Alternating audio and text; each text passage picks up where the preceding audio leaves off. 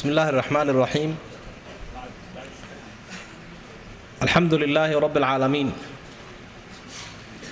والصلاة والسلام على خاتم الأنبياء والمرسلين وعلى آله وأصحابه وأزواجه الطاهرات أمهات المؤمنين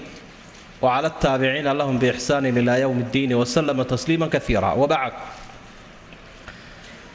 سورة المائدة ayaynu tafsiirkeeda ku dhex jirnaa aayadda 106. saddexdan aayadood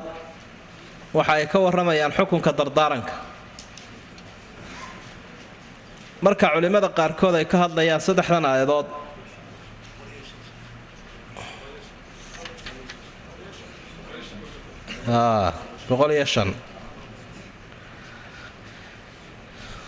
aayaddan u soo horeysaa waxay tilmaamaysaa kuwa aynu magacaabnay ka soo horeysaa al-amru bil ma'ruf wa nahyu 'anil munkar inuu waajib yahay oo marna aan dadka laga fududaynin. laakiin xaaladda qofku uu quus istaago waajibkiisana uu guto wixii dadka xumi ay falayaan inaan ilaahay kala xisaabtamayn. yaa ayuha aladiina aamanuu dadkii ilaahay rumeeyow calaykum anfusakum ilzamuu anfusakum naftiina ku dadaala oo hagaajiya. laa yadurukum idin dhibi maayo man dalla cidda ambata idaa htadaytu markaa idinku hanuuntaan. ka xumi waxba idin yeeli maayo. ilallaahi marjicukum jamiica ilaahay xaggiisu ahaaday halka u noqonaysaan sidaa u dhantihiin. fayunabbi'ukum wuxuu idiin warrami doonaa bimaa kuntum tacmaluun camal waxaad samaynaysaan buu idinka xisaabin. dadkii mu'miniinta ahaa ilaahay u yeedhay calaykum anfusakum buuri tiina ilaaliya tiina hagaajiya. qofka ambaday waxba idin yeeli maayo idinku haddaa hanuuntaan. ilaahay unba idin hor iman doontaanoo aakhira wuu idin xisaabin doonaa. marka aayaddu waxay tilmaamaysaa qofku markuu horta saalix noqdo ee isagu wanaagsanaado ayuu muslixna noqon karaayoo dawada dadka kale u gaadhsiin karaa. taas waa midda labaad, hadduu qofku waajibkiisa qaato oo dadkii uu u baaqaya ay diidaan isaga dembi ma saarna. laa yadurukum man dalla idaa htadaytu. wuxuu nebi moxamed tilmaamay calayhi salaatu wasalaam inuu ilaahay caalam hoose ku tusiyey ambiyada, dabeetana uu arkay nebi ummadi la socota, nebi in yari la socota, mid saddex, mid laba. nebi baan arkay buuhi walaysa macahu axad, iyadoo cidiba la soco. marka qofku iyo ummadda xilka saaran waxa weyn ammaanada dadka gaadhsiiyaan, hanuunkana ilaahay baa leh. aayadda laakiin lagama fahmayo dadku hadday kharibmaan in la iskaga hadhayo adigu taada uun aad dar yeelayso toodana iska daynayso. mafhuumka noocaas abubakar baa saxay. dad yaha uu yidhi aayaddan baa iska soo daliishanaysaan intuu khudbad akhriyay. aayaddaasaa akhriyaysa wa innakum tadacuunaha calaa qayri mawdicihaa. meeshii loo daliishan lahaa meelaan ahayn ayaa u daliishanaysaa. anigu waxaan maqlay buuhi nebigoo ka warramayo xadiidoo leh ina annaasa idaa ra'aw lmunkara walaa yuqayiruunahu yuushiku allaahu casa wajalla an yacumahum biciqaabih. haddii dadku xumaanta ay arkaan ay waxba ka bedeli waayaan ay ka doorin waayaan waxa ilaahay u dhow yahay cadaab caama inuu ku rido. marka haddii xumaanta isu diidi weydaan oo tidhaahdaan ilaahay annaga wuxuuna yidhi tiinna un hagaajiya, waar xadiiskaasaa idin haysta. marka nusuusta in la isla akhriyaya aayad iyo axaadiidta ayuu abubakar ummadda yusaxixu lmafaahiim mafhuumka nasku saxaya. waa waajib ummadda saaranoo ducana la aqbali maayo, balaayana ka dulkici mayso inta ay ka xun eeganayaan, inta aanay wanaagga dhiirinaynin, inta ay isugu mid yihiin qofka xun iyo qofka wanaagsan. ama lagaba yaabo ka xun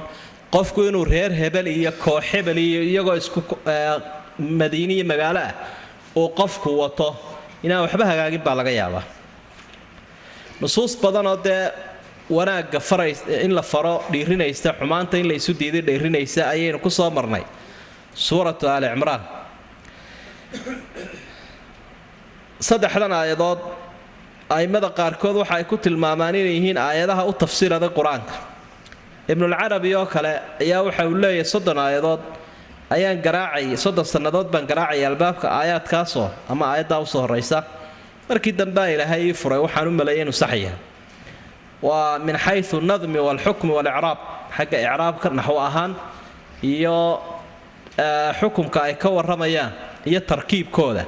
ayaa xoogaa u baahda in ay celceliyaan aimatu tafsiir marka hore waxay isweydiiyeen dardaaranka ay ka waramayaan aayaadkan ee la leeyahay qof faasiqo gaal ah ka marxaati noqdo xaaladaha qaarkood ma muxkam baayo wax jira arrin sugan baa mise waa mansuukh aimada qaarkood waxay ku tageen inuu la nasakhayo de aayadaha tilmaamaya in qof caadilihi uu marxaati noqdo ayaa nasakhay wa ashhiduu daway cadlin minkum waaya laakiin waxay u badan yihiin culamaa tafsiir in aayaduhu ay muxkam yihiin oo lagu camal falayo xaaladda lagu camal falayaana xaalad gaar ah unay tahay oo xaaladda aayaadku ay xusayaanay sabab bay lahaayeen ay ku soo degeen waxay israacay 3 nin oo midna islaam iyo labana kristan yihiin safar dheer bay galeen safarkaas iyagoo ku jira ayaa sakaraadkii uu qabtay ninkii muslimka ahaa waaya rajul min bani sahmin reer bani sahmin nin ka mid buu ahaa labada kristankiina tamiim daari iyo cadi ibn badaa ayaa la odhan jiray markii ninkii nafti ay qabatay dardaaran buu qoray oo alaabta dhexdeedii buu geliyay alaabtiisii way soo qaadeen alaabtii wixii uu lahaayoo reerkiisiiba u keeneen waxay kala baxeen galaas dahab dusha uu kaga xardhan yahay oo bilicsan galaas weyn oo dahabu dusha kaga habaysan iyo berigii horaasaa loogu samayn jiray taa way khiyaameeyeenoo gaar bay u iibsadeen intii kale reerkiisii u keeneen waraaqdaasoo aanay iska ogeyn bay xaafadiisii ka soo saareen alaabtii way akhriyeen waxay idhaahdeen bahal ku jiray waxaan uu ka tegay ninkani oo dahab ahaa dahab ku habaysnaa ayaa ka maqana mee war kama hayna bay idhahdeen ninkani wixii uu ka tegay dee intaasunbuu ahaa waxa dhacday dabeed in wakhti dambe la helay oo maka laga helay galaaskii cid haysata haddii la weydiiyena waxay idhahdeen labadaa nin baa naga iibiyey iyagii baa dib loogu soo noqday dabeedna waxay idhahdeen saasay u dhacdo annaga iibsanay aayaadku taasay ku soo degeen xukunka noocaas sidii loo xallin lahaa yaa ayuha aladiina aamanuu dadkii ilaahay rumeeyow shahaadatu baynikum markhaatiga dhexdiinna ahaaday idaa xadara axadakum ulmowt midkiin marka uu malagu ku yimaado sakaraadku xiina alwasiyati wakhtiga uu dardaarmayo inaani waa laba shahaadatu tnayni laba ayaa markhaati noqonaya qofkaasi markuu sii dhimanayu dardaarmayo dardaaranka mashruuca ahi waa in laba dhegaystaan markhaatigu waa inu laba noqdo dhegaysanaya dardaaranka labadaasoo dawaa cadlin minkum laba caadiliinahoo idinka mid ah wa aakharaani aw aakharaani ama laba kale haddii labadaa caadiliintaee muslimiinta la waayo aw aakharaani min hayrikum laba qof oo kale oo iyaguba gaalo ah ayaa noqon kara markhaati in antum darabtum fi lard haddaa dhulka safartaan fa asaabatkum ay idinku dhacdo musiibatu lmowt musiibadii geeridu iyo dhibashadii ay idinku dhacdo laba qof oo kaleba markhaati ha ka noqdeen dardaaranka haddii wax isweydaar yimaado wax khiyaameeyaan labadaasi taxbisuunahumaa way idin soo joojin doontaan min bacdi salaati salaada dabadeeda salaada casar dabadeeda idin soo joojin labada ah fa yuqsimaani billaah ilaahay bay ku dhaaranayaan in irtabtum dadyow haddaa shakideen laa nashtarii bihi ay bilqasam laa nashtarii iibsan mayna bihi ilaahay magaciisa amanan adduunyo ku iibsan mayna lacag magaca ilaahay lacag dhaafsan mayna sidaa dhaarta ha ku daraan walow kaana daa qurba qofka loo markhaati furaya xigtaba ha ahaado ama lagu markhaati furaya waxay leeyihiin walaa naktumu qarin mayno shahaadat allah ilaahay markhaatigiisa qarin mayno innaa annagu idan haddaanu qarino la min alaafimiina kuwa dembaabay baanu ka midna sidaasay ayuu noqonaya arrinkooda aayaddu dadkii muslimiintaabaa ilaahay u yeedho wuxuu ihi qofku marka uu sakaraadku ku yimaado dardaaran baa mashruuca dardaarankaa laba markhaatiyo caadiliina ha u sameeya muslimiinta ka mid a haddii laba waayo oo meel muslim joogo meel gaala un joogto arrinku uu noqdana dee laba qof oo gaalada ka mid ah ayuunbaa markhaati noqon doona haddii arrinkoodii fashilaad u dhaco waaba sida qisada aynu ka warrannay aynu soo xusnay ee sababtu ay ahayde oo khiyaamo lagu ogaadana salaad casar dabadeed intoo la soo joojiyo iyadoo macnaha lagu cabsi gelinaya dhaarta ha dhaarteen waxay ku dhaaranayaan sidaa ilaahay u laqimay dad yow haddaa shakideen magaca ilaahay dhaar ku iibsan mayna intaasaa naga walla ah markhaatiga ilaahay inaanaan qarinin innaa idan la min al aafimiin sidaasay u marayaan dhaarta sida aayaddu ay sheegtay in irtabtum laa nashtarii bihi amanan walow kaana daa qurba walaa naktumu shahaadat allah innaa idan la min al aafimiin intaasay sidaa isu raacinayaan macnaheedu waxa weeyaan iyadoo dhaartii la adkaynayo salaada casar dabadeed ha la soo joojiyo magaca ilaahay ku dhaartaan dabcan dee gaaladu waa kala duwan yihiin kuwan qisaduna ay khusaynaysay waa dad aaminsan bay ahaayeen ilaahay sida kalunbay dee rasushay ka gaaloobeen dhaartu waa noocaa waaya fa in cuhira buu ilaahay yidhi haddaba haddii la ogaado calaa annahumaa istaxaqaa iman inay dembi mutaysteen ay dembiilayaal yihiin arrinkoodii ha laga guuro markaa fa aakharaani laba kale ayaa yaquumaani maqaamahumaa meeshoodii istaagaya halka iyagu ka dhaaranayeen laba qofoo kalaa galaya labadaa qofoo min aladiina kuwii ka mid ah istaxaqa calayhim ay ku mutaysteen al wlayaani labada u xiga meydka inay dhaarta u horumariyaan ay xaq ugu yeesheen fa yuqsimaani billaahi labadan meydka ay isxigaan waxay ku dhaaranayaan la shahaadatuna markhaatiga yagan oo looga jeedo dhaartayadan axaqu way ka wanaagsan tahay min shahaadatihimaa labadaa hore dhaartooda dhaartiinbaa imika markhaati lagu sheegay wamactadaynaa manaanaan xadgudbin annagu innaa annagu idan haddaanu xadgudubnay la min adaalimiina dulmifalayaashaanu ka midna waxaanu sheeganaynaa waa wixii qofka iyagaas ka tegay daalika sidan in labadan dambe ay dhaartaan oo sidaa la isu weydaariyo adnaa way u dhowdahay an ya'tuu inay ula yimaadaan bishahaadati dhaartii calaa wajhihaa wejigeedii inay dhaartu sidii ay ahayd ama markhaatigu sidii u ahaa inay u furaan kuwa hore taasaa u dhow aw yakhaafuu ama ay ka cabsadaan labada hore an turadda aymaanun bacda aymaanihim dhaarahooda inay lagu radiyayay ka dambaynayaan inay taa ka sii warwaraan wataquu llaaha wasmacuu ilaahay ka cabsada oo maqla waxa laydiin sheegayo wallaahu laa yahdi alqowma alfaasiqiin qolyaha faasiqiintaa ilaahay ma hanuuniyo saad arkayso waxay ka warramayaan aayaadku xaalad khaasa marka waa inaan la odhanin aayaadku mansuukh bayina la yidhaahdo waa muxkamo waxa ay ka warramayaan xaalad khaas ahoo qofka muslimka isagoo meel qarfaa ku nool haddii dardaarankiisii iyo markhaatigiisii iyo wax kasii noqdaan dadkaa kaleba markhaati ha noqdeen ha la dhaariyo labada aan islaamka ahayna markhaatiga noqday haddii laga shakiyana sida aayadda labaad ay sheegtay waxaa la soo joojinayaa laba qofoo ay isxigaan qofkii dhintay marka iyagu dhaar dambay marayaan ila dhaartii qoladii hore waa la ogaaday inay been sheegeen dhaar dambay marayaan waxay ku dhaaranayaan dhaartayadana ka wanaagsantoodii ma xadgudbayno haddaanu xadgudubno daalimiin baan nahay dhaartaa adag bay iyaguna marayaan marka waxay yeelanayaan wixii ay sheeganayeen bay yeelanayaan dhaartii horena tan dambaa burinaysa oo taasaa laga raacaya ilaahay wuu sababeeyey sababtan waxaan loo kala dambaysiinaya dhaaraha oo waxau ihi daalika adnaa an ya'tuu bishahaadati calaa wajhiha taasi waxay u dhowi badan tahay kuwa hore markhaatiga inay sidiisii furaan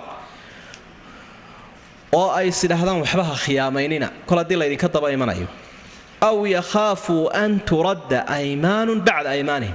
ama ay ka walaacaan ay ka fikiraan dhaartoodan in dhaari ka dambaynayso macnaha xukunkana wuxuu noqonayaa xukun baahoo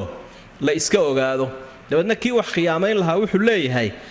dee waaba lagaa daba iman doonaa haddii aad wax khiyaamayso dhaarbaa taada ka daba iman doonto dabeetana wixii kolley waa lagugu yeelan doonaaye waxba ha khiyaamaynin markaas markhaatigay si saxa u furayaan saasaa ilaahay dhaarahan kala dambeeya u sababeeyey marka saddexdan aayadood waxa ay ka warramayaan xaalad khaasa oo ku timi cid khaasa oo gooniya sidaasay muxkam ku noqonayaan wailaa haddii aan sidaa la odhanin dee dardaaranku waxa ay tahay inay ka markhaati kacaan iyo wixii markhaatiyahoo dhan cid caadiliina oo islaam ah oo aan gaalo iyo faasiqiintoona ahayn sidaas sida muslimiintu ay isla waafaqsan yihiin laakiin tan aayaddu ay ka warramaysaa waa xaaladda khaaska ah weeye saddexda aayadoodna sidaasay isku shay keliya ayay uga warramayaan sidii baanu nebigu yeelay calayhi salaatu wasalaam kadibna waxa uu yidhi mar haddii arrinkii qoladii hore ay ku dhaarteen wax ka soo noqdeen laba qof ha yimaadaan oo ninkaa reer bani sahmi ay isxigaan labadaasi ha dhaartaan waa labada u xiga dad sida aayaddaba ilaahay awlayaan buu ku tilmaamay waa labada ugu aqrabsan ee ugu dhow ka dhintay labadii baa yimi way dhaarteen dabeedna waxa uu ku xukumay bahalkii la waayay galaaskii labadii nin ayuu ku xukumay saas iyaguna markii dambe ku qirteen فإن عثر على أنهما استحقا إثما عثر معناها عثر عليه اطلع عليه وطالع ذو أرك حتى لأوغادو أنهما استحقا إثما إن يدنب متيستين معناه دنب لياليهين لبدي كل كهرة دارت بين لياليهين فآخران يقومان مقامهما لبقف وكلا ميشو دي استاغية لبقف meeshoodii istaagaya macnaheedu kaalintoodii unbay galayaan halkay kuwii hore ka dhaarteen ay iska deedifaynayeen wax ayuunbuu kii mudaciga ahaa unbaa dhaartii xaggiisa wareegaysa oo sharciguna marna wuxuu dhaarayaa mudaciga waa sida badane ee waxaan leeyahay mudacaleyhiga sida badan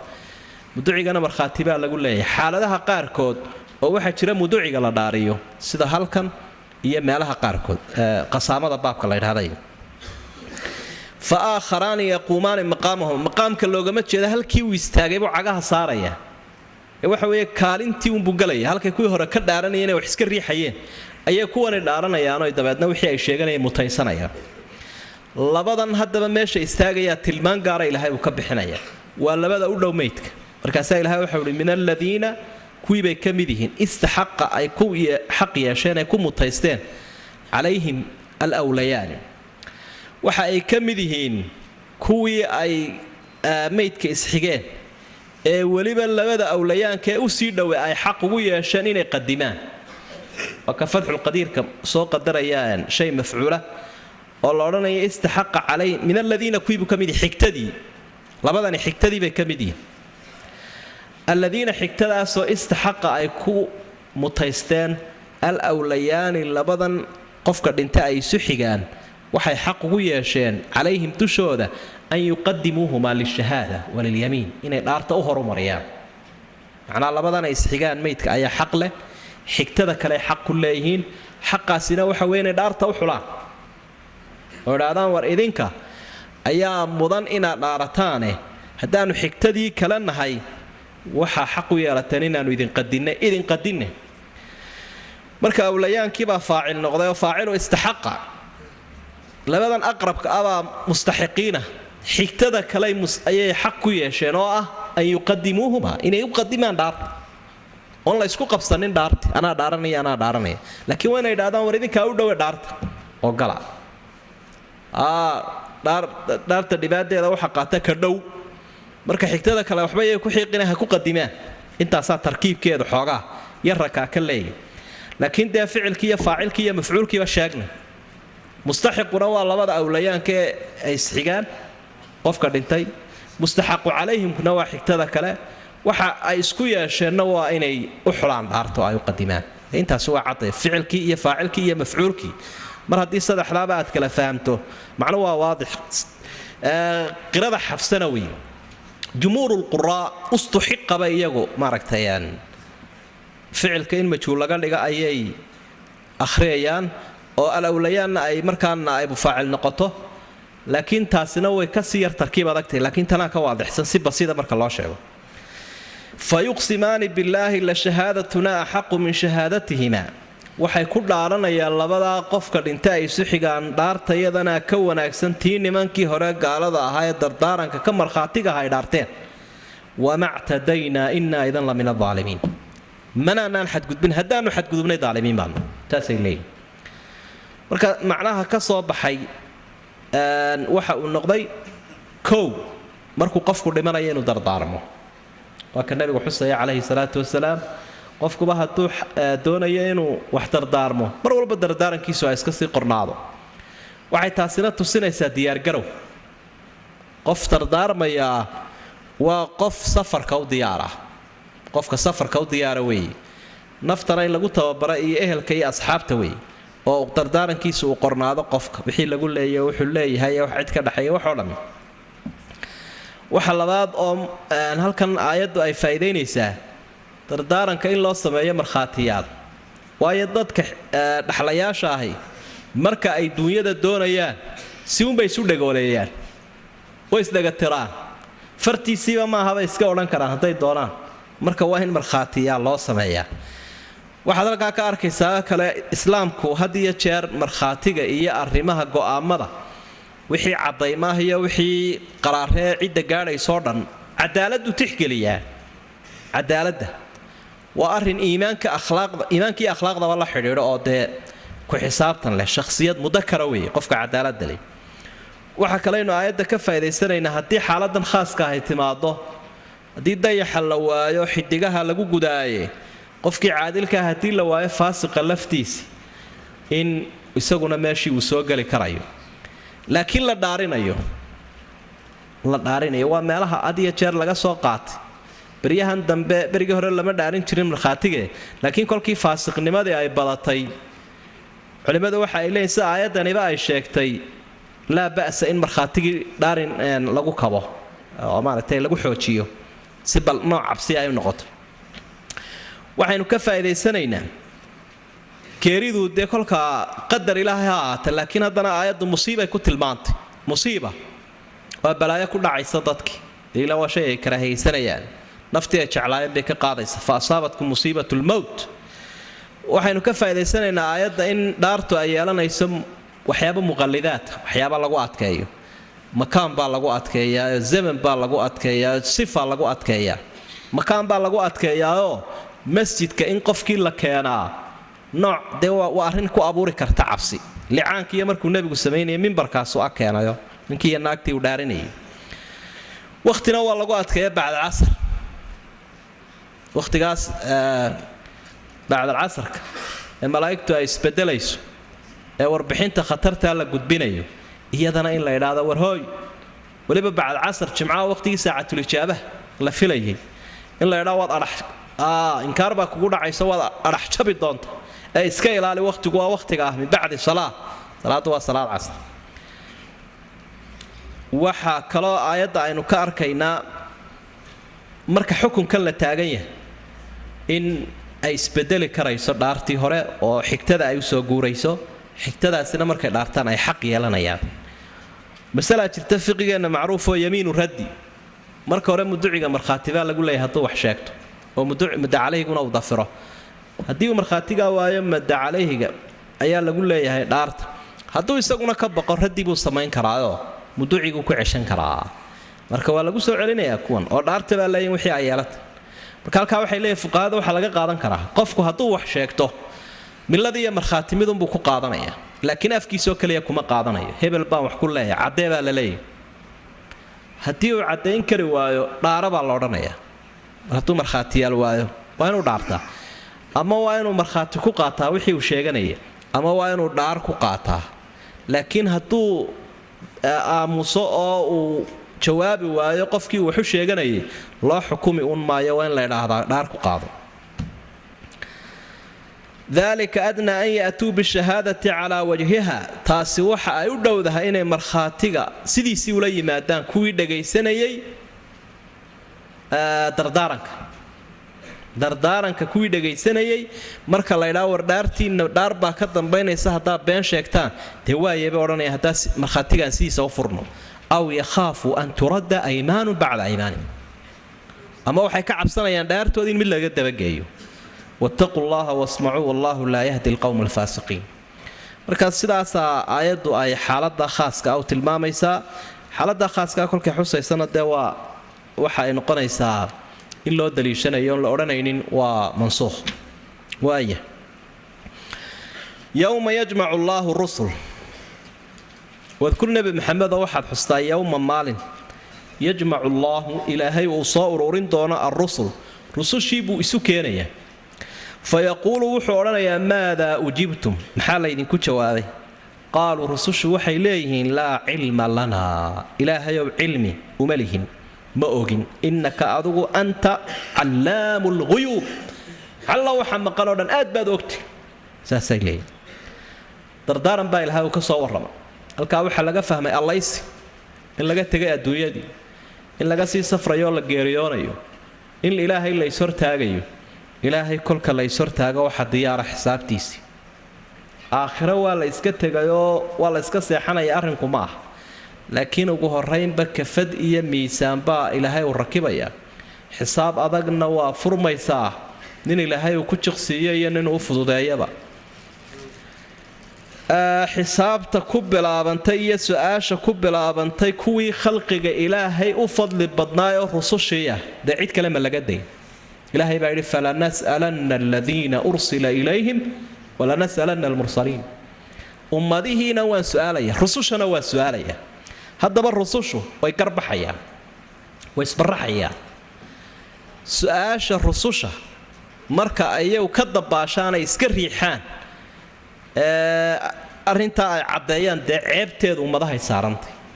marka ceebta ka timaada su-aasha rususha iyaga ma saarna wixii ka yimi dhibihi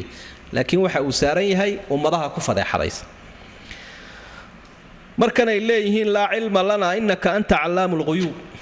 dabcan siduu ilaahay u ogaa arrimaha adduunyada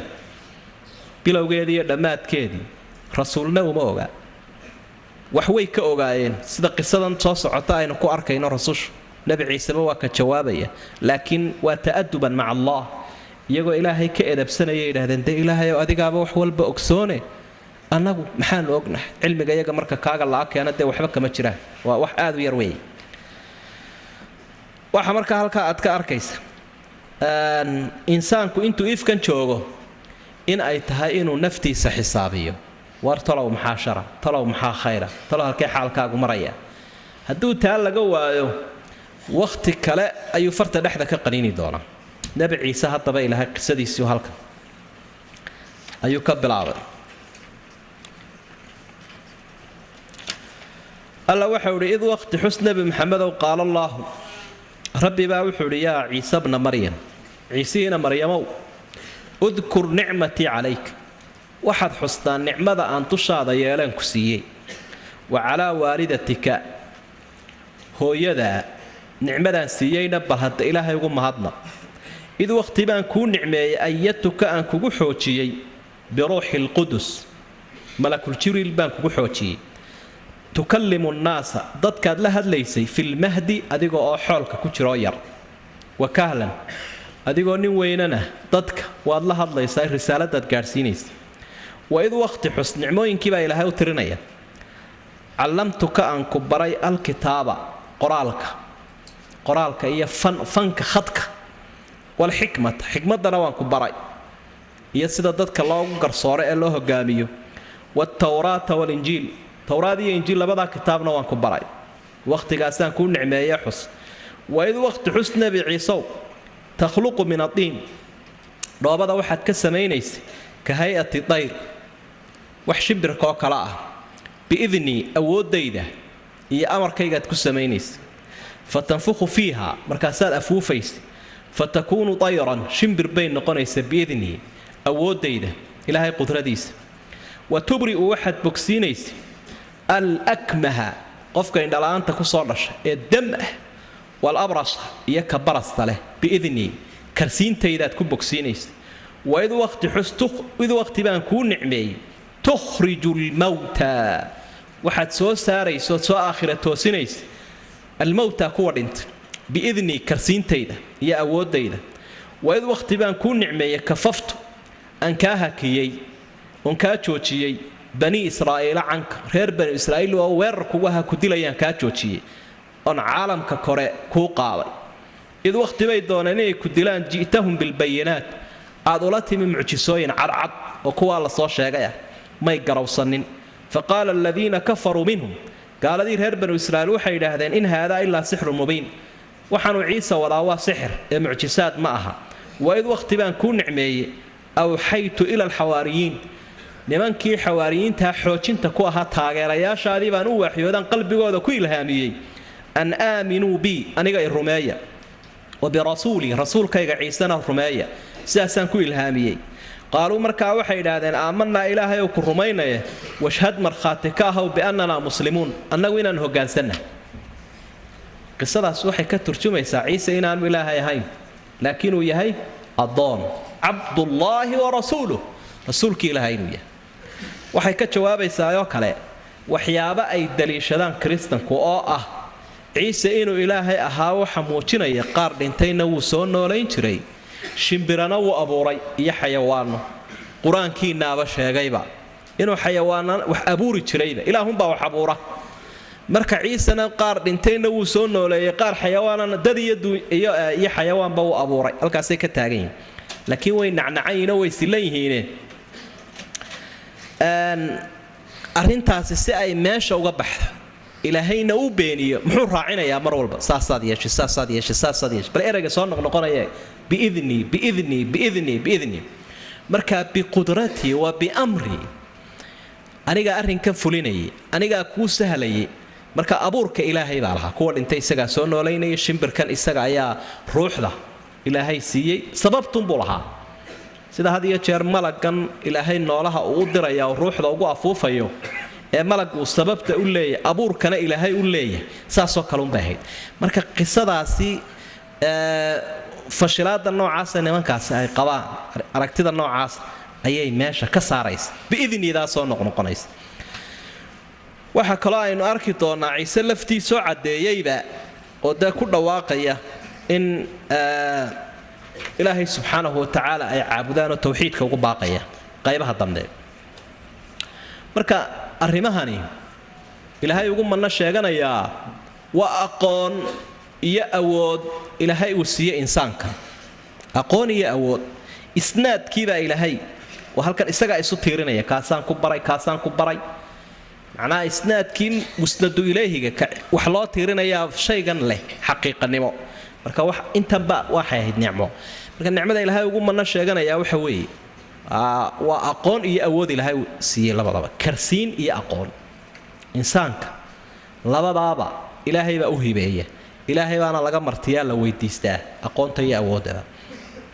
cilmiga qaybihiisa kala duwanna iyo cilmiga ehelkiisabana aayaadku ama aayadan dheeri ammaan bay u tahay qaybihiisa kala duwan cilmiga inta faraha badanna rususha markuu ilaahay u manna sheeganayo iyo marka uu ammaanayo sida qaalibka aqoon ayaa ilaahay ugu manna sheegtaa subxaanahu wa innahu laduu cilmin lima callamnaahu wa nabi yacquub waxa ilaahay ku ammaanay mid cilmi laba lahaa cilmigii aan baray daraaddeed aqoon buu lahaa wakadalika yajtabiika rabbuk wa yucallimuka min taawiili alaxaadiid waa nebi yuusuf ilaahay baa ku doortay aqoon buu ku siiyey نبي محمد إلهي وحول وأنزل الله إليك الكتاب والحكمة وعلمك ما لم تكن تعلم وكان فضل الله عليك عظيما وقل رب زدني علما قال يا أيها الناس علمنا منطق الطير وأوتينا من كل شيء علمنا منطق الطير معناه انت سو markaad isu wada keenteed aad ugu fiirsato waxaad arkaysaa rususha waxa ilaahay ama ugu manna sheeganaya ama ku amaanaya waa aqoontu qiimaha ay leedahay marka ilaahay wuxuu nicmadii ka dhigay ugu horeysay uu siiyay ciise adiga iyo hooyadaaba ilaahay waa nicmeeyay iyadana de suuratu waxaan ku soo maraynay nicmooyinka ilaahay uu siiyay kala duwan suuratu al-imraan malakul jibriil baa ilaahay uu ku xoojiyay waxa uu ahaa taageeraha had iyo jeer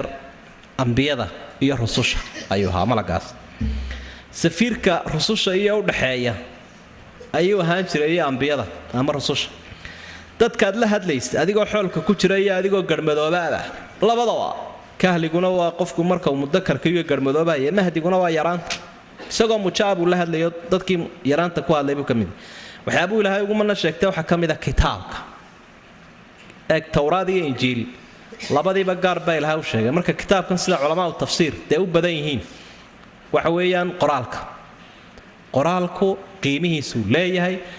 way usama ahad lisaanayn labada carab midkood baa lagu tilmaamaa sida carabkeenna waxaynu ugu caddaynaynu ugu cabirno sidaasoo kale qoraalkana loogu cabiraa wax diinta gebigeeduna dee qoraal bay nagu soo gaadhay nicmooyinka ilaahay ummadaha uu siiyo ayuu qoraal ka mid yahay nuun walqalami wamaa yasturuun waxyaabuu ilaahay ku dhaartay weey saa darteed bay tahay dadku inay ummiyada ka baxaan oo nicmadan ilaahay uu halkan ku xuso ee helaan oo ummadda la wada gaadhsiiyo aqoonta iyo qoraalka iyo khadka inay fahmaan waxa kaloo ilaahay uu tilmaamay mucjisaadkii baa nabigan uu xusay mucjisaadka shimbir baad abuuraysay ilaahay awoodiisa mid cudur uu ku dhacayo akmuhu waa ka indhala'aanta baraskuna waa ka cadcadaanka labadaba ilaahay idamkiisaad ku bogsiinaysa cilmigii caafimaadka ayaa ilaahay uu tilmaamay inuu ugu nicmeeyey rasuulkan inuu baray macnaa cilmiga dhakhtarnimada iyo caafimaadku barashadiisa iyada oo qofku uu fahmo waa aqoon ilaahay insaankan uu ugu deeqay isla markaana ay tahay inuu dadka isaguna ugu deeqo oo aanu keliyahuun ku mitidin inuu qaxwo ka faraqabsado ama uu adduunyo ku xisaabtamee cilmiga caafimaadku waxa uu ka mid yahay waxyaabaha ilaahay ummadaha siiyo ugu manno sheegtay rasuulkan inuu isagu bixiyey saa darteedna ay tahay sakadiisa iyo sadaqadiisa iyo in laga bixiyo waajibkiisa waxa kaloo rabbi uu tilmaamay inuu cadowga ka hakiyey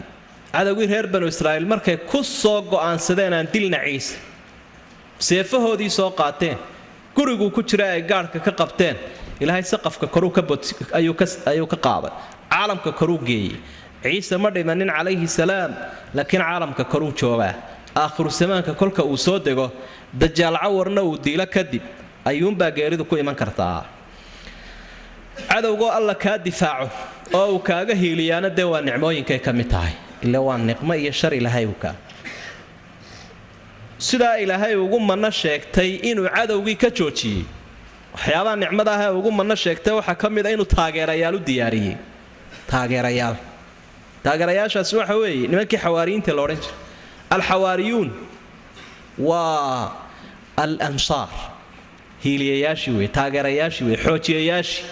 sidii nebi maxamedba calayhi salaatu wasalaam markii la doonay in la dilo maka isagoo jooga ilaahay uga dhex qaaday ee u geeyey madiina ansaartana ugu diyaariyey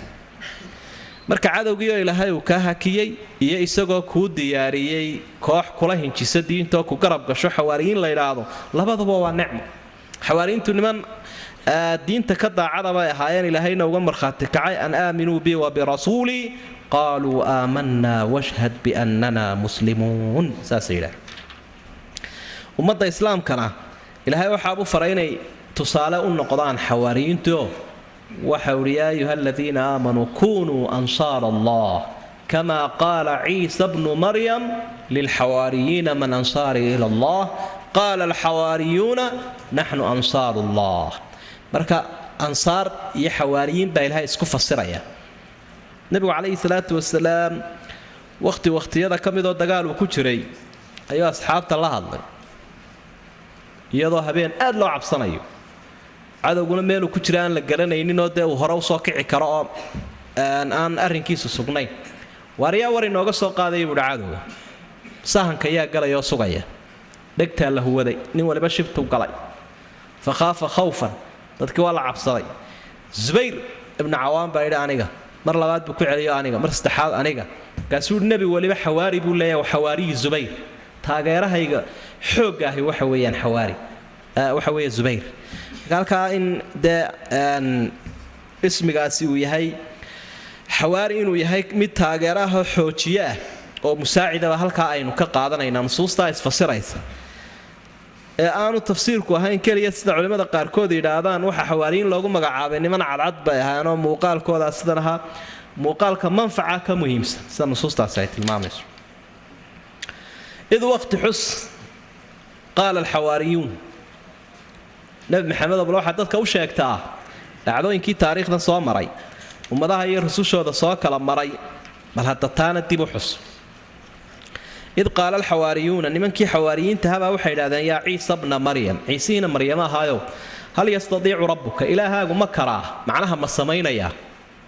an yunazila calaynaa inuu nagu soo dejiyo maa'idatan xeedho min asamaa'i xagga kore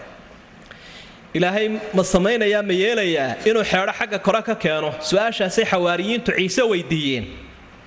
qaala markaa ciise waxau idhi ittaquu llaha in kuntum mu'miniin ilaahay ka cabsada haddaad rumaysantiin su-aalaha joojiya way sababeeyeen qaaluu waxay dhaha nuriiddu waxaanu doonaynaa an na'kula minha inaannu wax ka cunno wa tadma'inna quluubuna qalbiyaashayaduna ay ku degaan wanaclama aanu yaqiinsanno an qad sadaqtana inaad noo run sheegtay wanakuuna aanu noqonno calayha xeedhadaa min ashaahidiina kuwa ka markhaati noqda ee yidhaahda mucjisada annagaaba goobjoogu ahayn qaala ciise bnu maryam ciise waxau yidhi markuu ku qancay su-aashooda allaahumma anzil calaynaa maa'ida ilaahu xeedhadaa nagu soo deji min asamaa'i xagga kore naga sii takuunu lanaa waxay noo noqon ciidan maalin la xuso liawalinaa wa aakhirinaa kuwa yaga hore iyo kuwa yaga dambeba wa aayatan minka mucjiso xaggaaga ka timina way noqon warsuqnaa ilaahayuna arsaaqo arsaaqadna waanu ka heli wa anta khayru raasiqiin kuwa wax cid siiya adiga u khayr badan qaala allaahu ilaahay baa wuxuu yidhi isagoo u jawaabaya nebiga codsigiisa ka jawaabaya innii munaziluhaa calaykum waan idinku soo dejinayaabaa ilaahay wy faman yakfur qofka ka gaalooba bacdu intaa la soo dejiyey kadib minkum idinkoo isaga idinka mid ah fa innii anugu ucadibuhu waxaan cadaabi doonaa buu ilaahay yidhi cadaaban laa ucadibuhu axadan min alcaalamiin cadaab aanan cid kaloo caalamka ka mida cadaabin ayaan isaga cadaabi doonaa waan ku adkayn doonaa bal waa cidda ka gaalowda anigu waan soo dejinay qisadani waa qisada loogu magac bixiyey suuradda suuratulmaa'ida waa suuraddii sheegaysay maa'idada maa'idaduna waa xeedhadan xeedhaduna waa weel noocuu doonayaba ha ahaadee uu ku jiro raashin wanaagsan oo la siinayo cid la maamuusayo saynu dee inaguba naqaanay xeedhadii had iyo jeer martida lagu sooriyeyn jiray xeedhadan iyada ah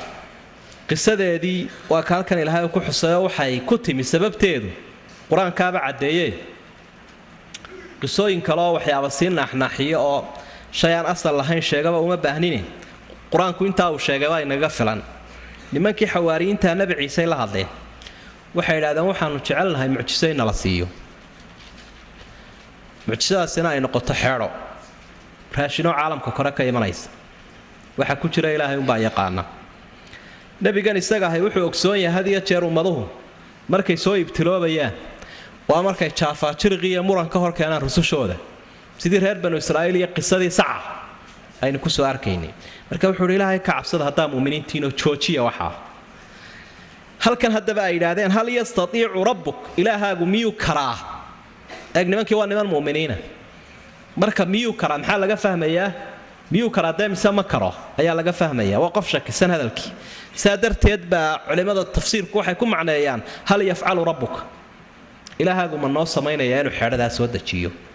macnaha mu'miniin kol hadday yihiin midhka u qalmaa waa kaa weeye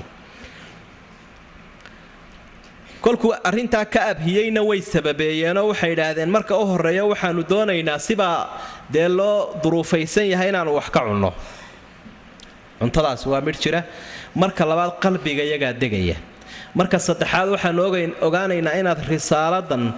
ka run sheegtay oo annaga iyo ciddii aragtaaba way ku qancaysa oo qaanacaad dheeraadaannu sii kororsanaynaa markhaati baannu ka noqonaynaa aayadnimadeeda iyo mucjisadeeda wanakuuna calayha min ashaahidiin intaasay ku sababeeyeen waa sidii uu nebi ibraahim calayhi salaam ilaahay u weydiistay inuu tusiyo waxa dhintay sida uu u soo nooleeyo qisadaa waxaynu ku soo marnay halkee suuratulbaqara aakhirkeeda ee ilaahay uhi shimbiraha qaadoo saa iyo saa eeg bar sida loo soo noolaynayo nebi ciise markuu sababahoodii ku qancay ilaahay uu weydiiyey ilaahayow xeedhadaa naga soo deji buu ihi xagga kore isna sabab kale uu kusii darayo wuxuu idhi takuunu lanaa ciidan liawalina wa aakhirina wa aayatan mink ilaahayow maalinkaasi maalin taariikhiyahoo aanu xusno oo ciida buu noqon doonaa munaasabadiisa laho mucjisu noqon doonaa ilaahayow arsaaqadaadana nasii awooddaadaa iimaanka noo kordhinaysana nasii had iyo jeer rusushu wixii ay ku qancaan ee codsadaan ilaahay waa u yeelaa ilaahay wuxuu idhi qaala allaahu innii munaziluhaa calaykum waan soo dejinayaa laakiin digniin baa jirtooo intaa ay soo degtay qofka rumaysan waaya aayadnimadeeda ama ku qanci waaya ilaahay wuxuu cadaabayaa cadaab cid caalamka ku nool aanu cadaabin oo maxay ah dee cadaab aad u daran macnaheedu waxa weeye mucjiso ilaahay uu keeno codsi ku timi cidda ka gaalowda ilaahay cadaab ugu jawaabaa digniintaasaa ilaah u leh culamada tafsiir waxay isweydiiyaan xeedhadaasi miyay soo degtay mise may soo degin waxa ay u badan yihiin in ballanqaadkan ilaahayna waafaqsan inay soo degtay oo dabeetana ilaahay uu siiyey xeedhada iyadaa dee ilaahay baa wuxuu uhi qaala allaahu innii munaziluhaa calaykum ina allaha laa yukhlifu lmiicaad ilaahayna ballantiisa kama baxo kol hadduu ilaahay yidhi waan soo dejinayaa ballanta kama baxaya wuu soo dejiyey xeedhadaasina waxay noqotay mid xawaariyiinta codsigoodii lagu aqbalay iyo kii nebi ciiseba taariikhdeedii lahayd intii ay hagaagsanayd diintooda iyo kitaabkooda sidaa darteed baa baybalka ay imika haystaan nasaaradu aanu xusaynin xeedhadan iyo arrimaheeda toona ee qur-aankeena kariimkaha inuu xusay xaqaa'iq badanoo dee qur-aanku uu sheegayba halkoodaa ka masaxan ila rifan iyo lisan bay ku sameeyeen kitaabka waa kitaab la rifrifay jusaskiisaan iswaafaqsanayn baybalka alcahd alqadiim walcahd alxadiid waa liyunus walimarqas waliluuqa magacyaasha noocaasay ku kala sheegayaan waa kitaab laguu sheegayo oo haddana faraaralahoo aan jusaskiisa iyo aayadihiisa iyo faqaraadkiisa iyo suuradihiisa midna iswaafaqsanayn midna laga yaabaa inuu 70 jis yahay midna 60 jis taasaabay u kala tegsan yihiin waaya nicmada ilaahay uu nasiiyay dad ma wada haysto arrin kale ilaahay uu ka hadlay subxaana arrinkaasi waa qaybka ilaahay isku xidhaya qaybku waa qayb hore oo tagay oo maadiga ahaa iyo qayb la xidhiidha mustaqbalka caalimul ghaybi wash-shahaada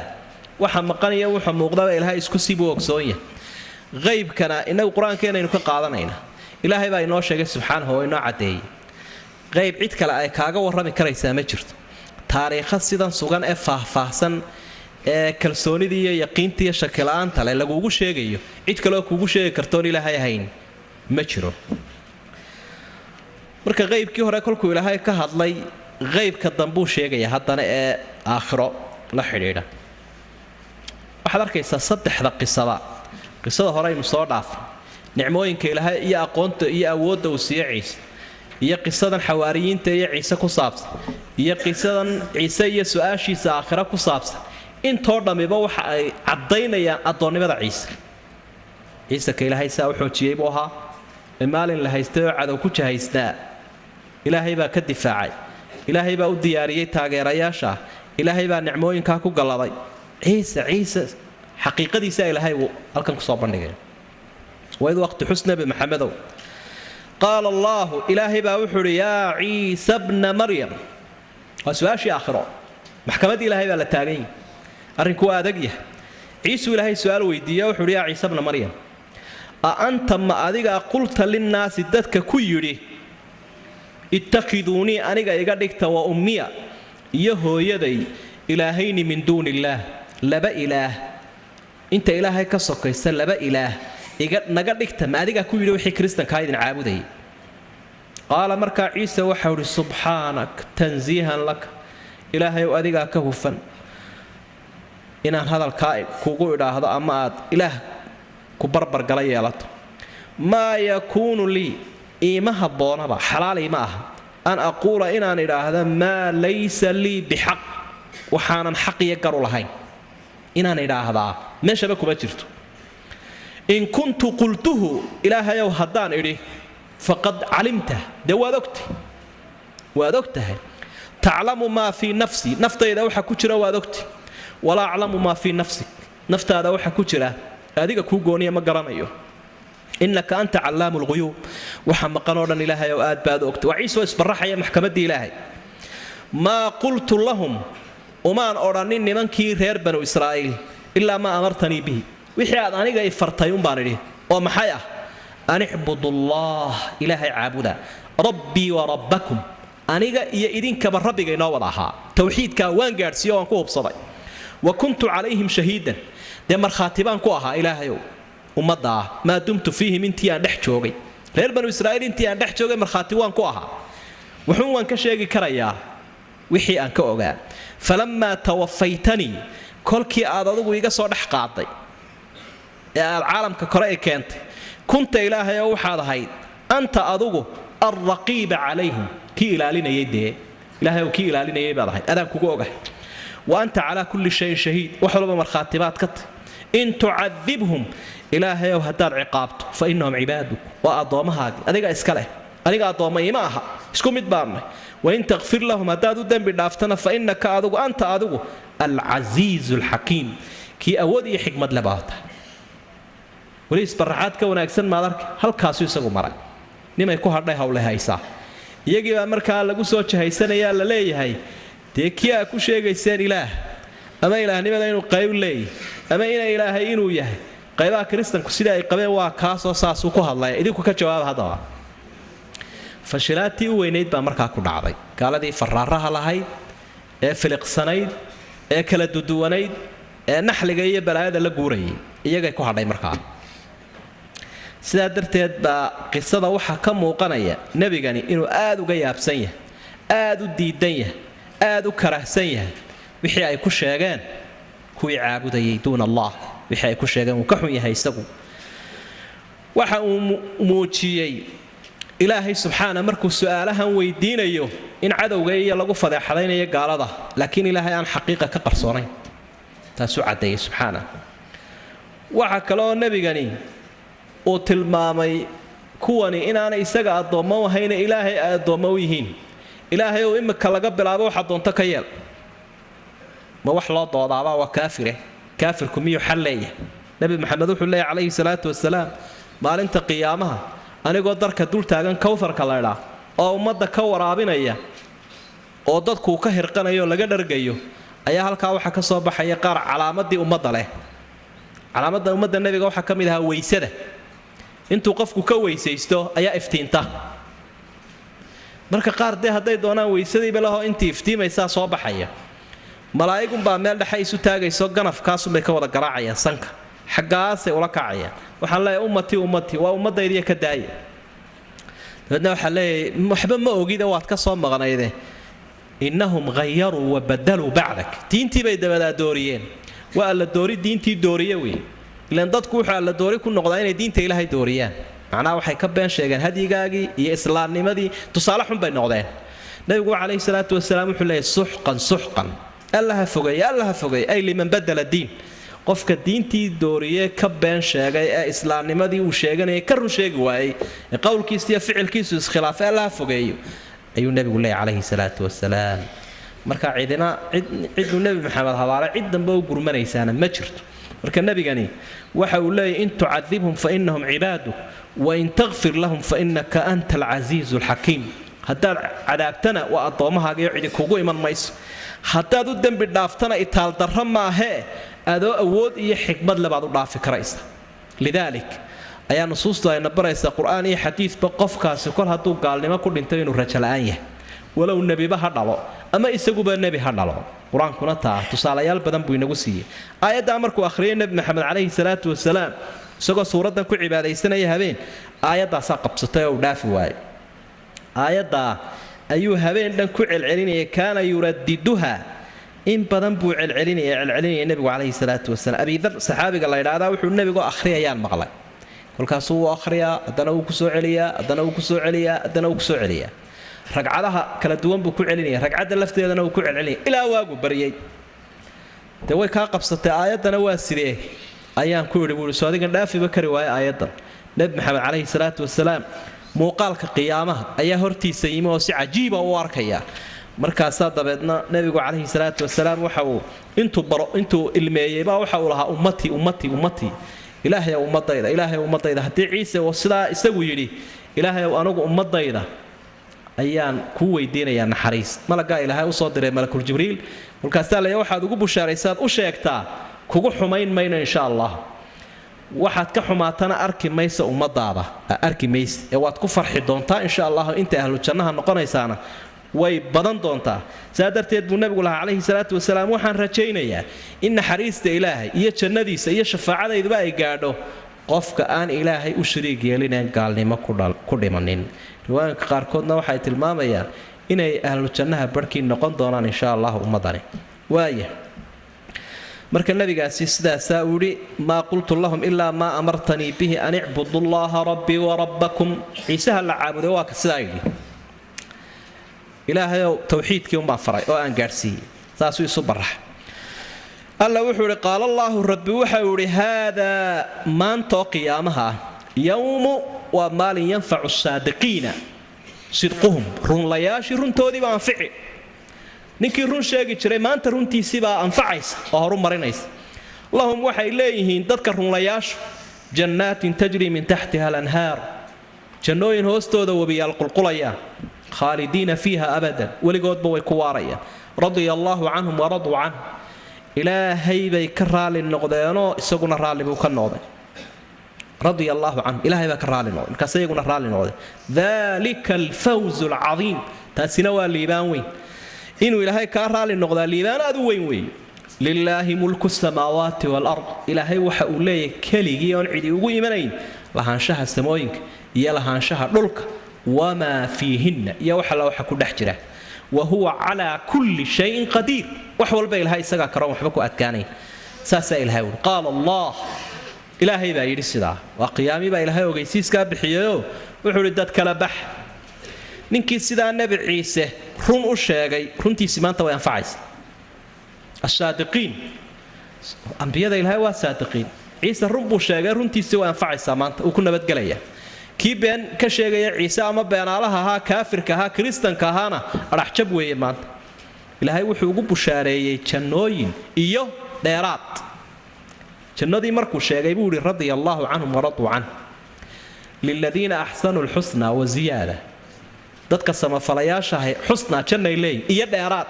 oo raalli noqoshaha ilaahay wuxuu nabigu leeyahay calayhi salaatu wasalaam ilaahay markuu geliyay ahlujannaha jannada ayaa wuxuu leeyahay wuxuuni weydiista dee ilaahayo maxaanu ku weydiisanaa wax dhan walba waanu iska dhignay wax alla waxaanu u baahnaynba waadna siisee waa meesha la arkaya qofka bani aadamka ah oo mar un dhuxushu ay ka soo dhacdoo dhargay qofka bani aadamka ah intuu halkan joogo inuu yidhaahdo iga daaya iyo waan dhargay soo wada mooyaane hal min masiid sidii naarta inuu yidhaahdo mooyaane lama hayo walan yamla'a jawfa bni aadama ila turaab intuu ifka joogo calooshiisa waxa buuxin karaa ciidda afka laga guraya marka iilka la dhigo wax kastaba buuxiyaan halkaa waxay leeyihin ilaahay waa dharagnay wax alla waxaanu ku weydiin karaynaa ma jiro marka ilaahay waxa uu leeyahay raalli noqoshahaygii baan idiin dhiibay oo aan idinku dejiyay oo weligay idin cadhoon maayo cadhadayda ka aamin noqda allahuma ijcalna min haulaai marka radia allaahu canhum waraduu canh saa darteed baa ilaahay uhi dalika alfawzu alcadiim ilaahay raalli noqoshihiisa iyo jannadiisoo la isku qoofalan oo la helaa liibaanta weyni waa taa wuxuu ilaahay suuradda kusoo gebagabeeyey maadaamay mowduuca caqiidada aad ugu nuuxnuuxsanaysay oo qaarba wax sheegeen lilaahi mulku samaawaati waalardi wamaa fiihin wa huwa calaa kulli shayin qadiir ilaahay isagaa milkiga leh bimaa fiihi ciisa calayhi salaam wa cusayr waalmalaa'ika wax alla waxa saalixiinta lagu sheegay ilaah iyaday ku jiraan isagaa ilaahay isku wadala ciriya dhuliya waxa ku jiraan addoommay wada yihiin isaguna waa khaaliq wixii ka soo hadhayna waa makhluuq wa huwa calaa kulli shayin qadiir allah subxaana wa tacaala